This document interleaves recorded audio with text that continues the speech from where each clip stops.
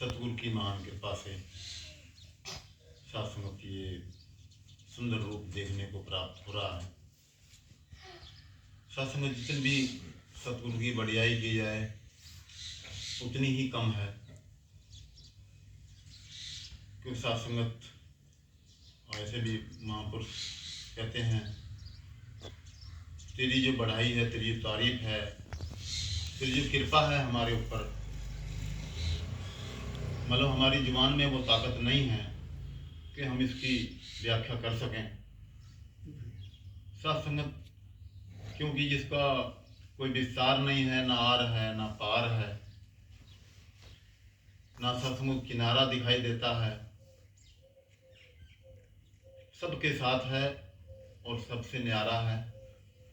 ऐसी ही सतगुरु माता जी ने हमें ज्ञान देकर ये परोपकार किया और हमारे दिव्य चक्षु खोलकर इस परंपरा परमात्मा के साथ जोड़ दिए।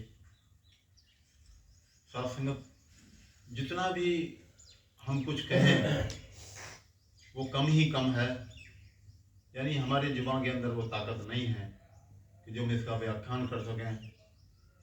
सत्संग ये तो इसकी कृपा है, इसकी महानता है कि गुण गुण कुछ न विचारे हो, तार दियो क्षण माही। कुछ चीज हमारे अंदर खासियत नहीं थी, कुछ भी नहीं था, इसकी कृपा हो गई तो सत्संग इसने अपने गले लगा लिया, अपने संतों की टोली में बिठा दिया। सत्संग बहुत बड़ी बात है ये, और हम मिलकर के सत्संग इसी की यश गाएं, इसी की सत्संग तारीफ गाएं।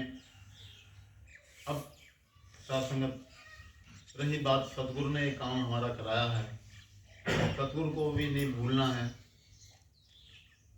क्योंकि सत्संगत इनकी और कृपा नहीं होती तो ये कार्य नामुमकिन था, जो कि इन्होंने मुमकिन बना दिया है।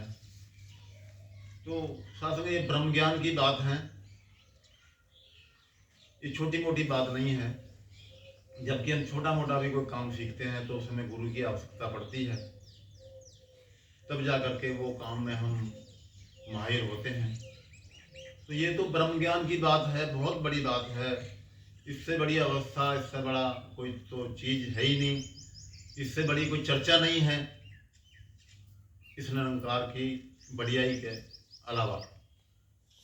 सत्संग कैसे संभव हो पाया? ये सतगुरु कृपा से संभव हो पाया।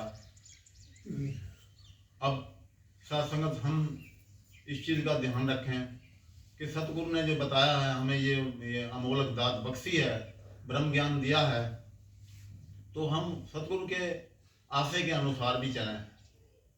कुछ जैसे हम दवाई लेते हैं डॉक्टर के पास में, तो वो कुछ परहेज भी बोलते हैं कि ये तुमने करना है, ये नहीं खाना है। तो सत्संग वैसे जब हम करते हैं तो हमें जल्दी से आराम हो जाता है। परहेज जब नहीं करते हैं तो सत्संग वो दवाई भी कितनी अच्छी हो वो मतलब कामयाब नहीं हो पाती। और सत्संग सतगुरु ने हमें वो नुस्खे दिए हैं जिससे सत्संग कहते हैं लोक सुखी परलोक सुहेला, गुरु नानक आपे मेला, यानी कि इस लोक को सुखी करने का मंत्र भी दिया है और उस पे चल के परलोक भी सुहेला हो सकता है। लेकिन सत्संग ऐसा नहीं है एक दफा ब्रह्म ज्ञान ले लिया तो हम काम अब खत्म हो गया, हम कोई कर्म कर रहे हैं, बोले गुरु तो यहाँ है ही नहीं, सत्संग भी नहीं है, कोई महापुरुष भी नहीं देख रहा है, तो चलो ये काम कर लेते हैं।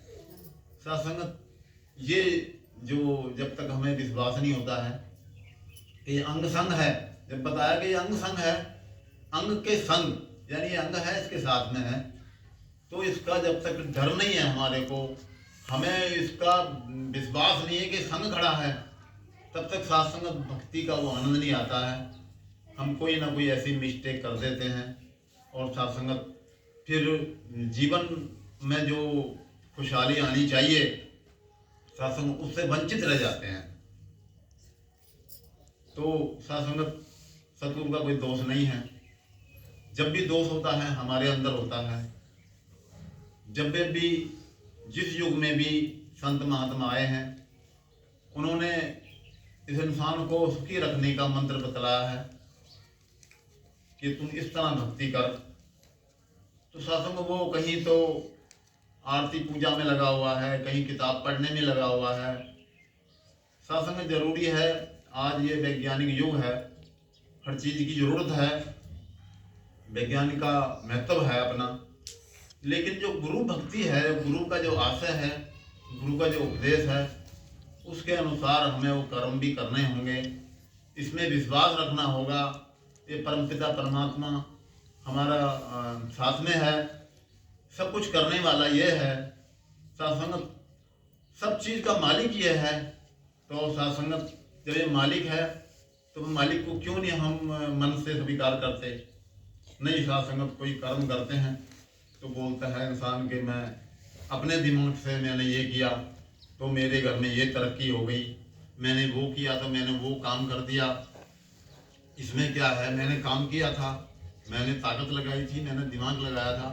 सत्संग समझ लो कि उसने निरंकार को बिसार दिया है, भूल गया है वो कि ये जो भी कुछ आप कर्म कर रहे हैं, हाथ हिलाते हैं, पैर हिलाते हैं, आँख हिलाते हैं, कोई भी शरीर का अंग हिलाते हैं, सत्संगत ये इसके हुक्म की आज्ञा के बगैर नहीं हिलता है। ये सब इसके हुक्म में ही होता है। तो सत्संग इसकी जो महानता है, इसको जो चलाने वाला है, हम जब तक इसको स्वीकार नहीं करते हैं तो सत्संग जीवन में एक अधूरापन रहता है। और यूं फिर हमारा दिन रात हम मतलब सत्संग भी करते हैं लेकिन जीवन में कहीं अमल में कमी रह जाती है। तो सत्संग जीवन का उद्धार वो चमक नहीं हो पाती है, संतों वाले वो गुण नहीं आ पाते हैं। तो सत्संग इसलिए महात्मा बार बार यहाँ आकर के कहते हैं कि इंसान को इंसान बन जा। लिखा है एक इंसान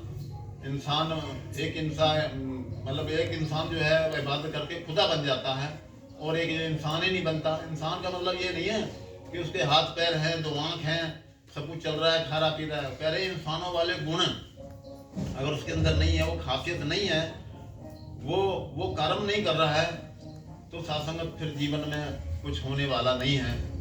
फिर वैसे ही है कि जैसे बार बार जन्म लेगा, बार बार मर जाएगा। तो सतगुरु चाहता है, सतगुरु ने दया की है कि इंसान का ये आवागमन चक्र खत्म हो जाए। जिस पे कृपा करता है तो सत्संग उसके बड़े भाग होते हैं। हमारे सबके भी बड़े भाग्य हैं कि आज आप महात्माओं के दर्शन हो रहे हैं और आप ये ईश्वर के समीपता की और ज्ञान की अच्छी हमें बातें बता रहे हैं और अपने हमारे उद्धार के लिए आए हैं। जब भी कोई महात्मा आता, आप सब आए हैं दूर दूर से चल के। सत्संगत ये हमारे उद्धार के लिए आए हैं, हमारा कल्याण करने के लिए आए हैं। प्यारी सत्संगत जी, प्यार से बोलना।